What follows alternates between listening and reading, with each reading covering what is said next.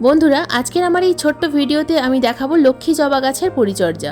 মে মাসের এই প্রচণ্ড গরমে লক্ষ্মী জবা গাছ থেকে প্রচুর পরিমাণে ফুল পেতে গেলে কিভাবে পরিচর্যা করতে হবে, এই সময় কোন খাবার প্রয়োগ করতে হবে আর কোন কোন টিপস ফলো করলে লক্ষ্মী জবা গাছে প্রচুর পরিমাণে ফুল আসবে, জানতে গেলে আজকের এই ভিডিওটা কিন্তু সম্পূর্ণ মনোযোগ দিয়ে দেখতে হবে।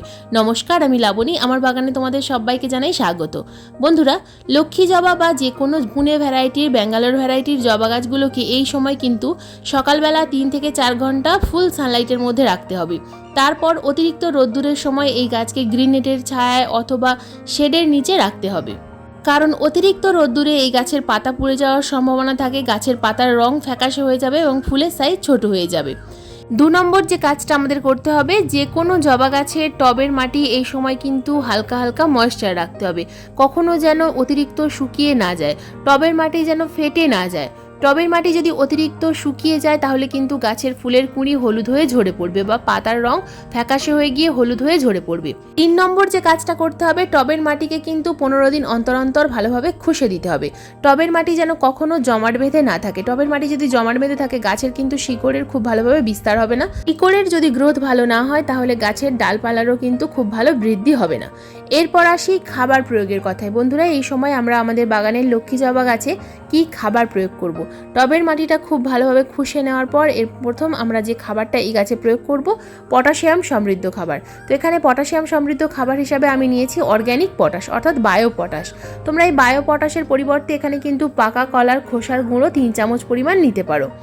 এরপর যে খাবারটা আমি এখানে দেবো, 1/2 চামচ পরিমাণ সিউইড গ্র্যানুলস। এরপর যে খাবারটা আমরা দেবো সেটা হলো কম্পোস্ট। এই সময় যে কোনো কম্পোস্ট আমাদের দিতেই হবে। টবের মাটিকে মালচিং করারও কাজ করবে এবং টবের মাটিতে খাবার যোগাবে। তো কম্পোস্ট আমি এখানে 3 থেকে 4 মুঠো পরিমাণ প্রয়োগ করলাম।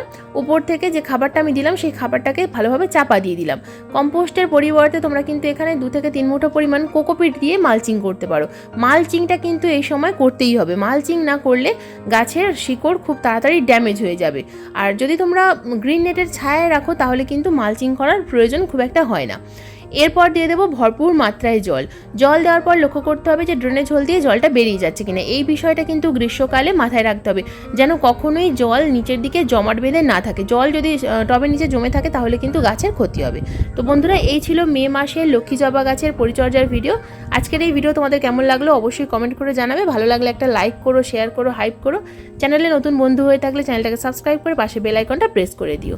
বন্ধুরা, আজকের এই ভিডিওটা সম্পূর্ণ দেখার জন্য তোমাদের সবাইকে জানাই অসংখ্য অসংখ্য ধন্যবাদ।